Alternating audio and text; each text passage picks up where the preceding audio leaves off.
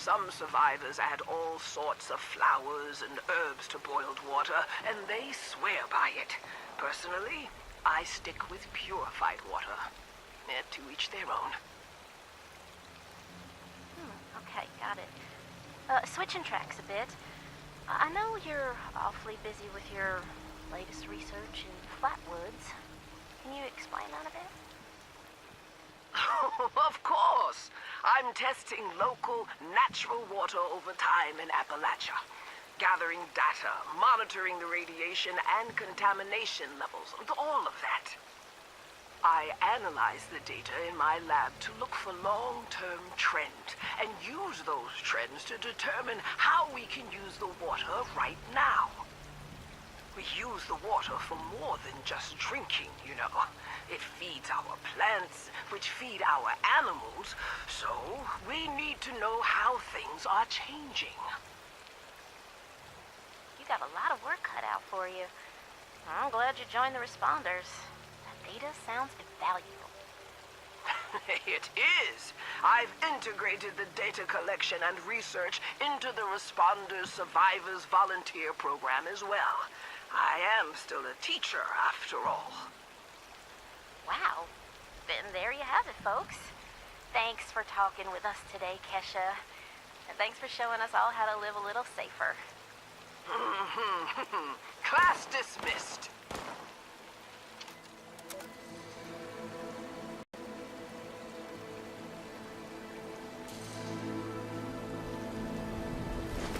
Has asked us all to document our stories for posterity, you know.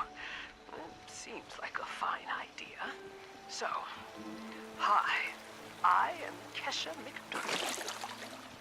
When the bombs fell, I was in Watoka, coordinating a statewide science fair for that year's high school kids. And the theme was the future of energy. After the bombs, everything was pretty chaotic. Scavenging for food and fighting off rabid survivors. Oh, it was just a bad time all around. I found a couple of surviving kids from the high school whose parents didn't make it. And we holed up in a house in town for a while. After a bit, I was able to solder the circuitry in an old radio, and we tuned in to a broadcast from the responders. Oh, we were overjoyed. The trip from Watoka to Flatwoods, it was rough, mind you. The kids and I ran into a group of assholes in the mountains who stole our food and water. I can't tell you how happy I was to find the responders in Flatwoods. Tents for everyone, open kitchens, medical supplies, protection. We were safe. They had a problem, though. Their water sources were contaminated heavily. People were boiling water, but not long enough to make it safe. So, I stepped up and I said, I'll build a testing kit to monitor the contamination, and I will teach folks how to properly boil water. And I did. The world is getting better, but slowly. We need to make sure it doesn't relapse, too. It's going to take time and care, that's all.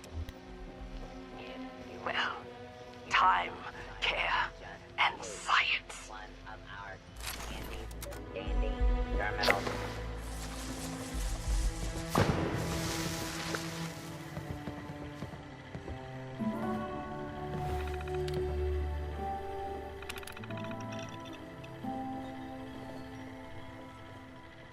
It sure is great to see living human beings again.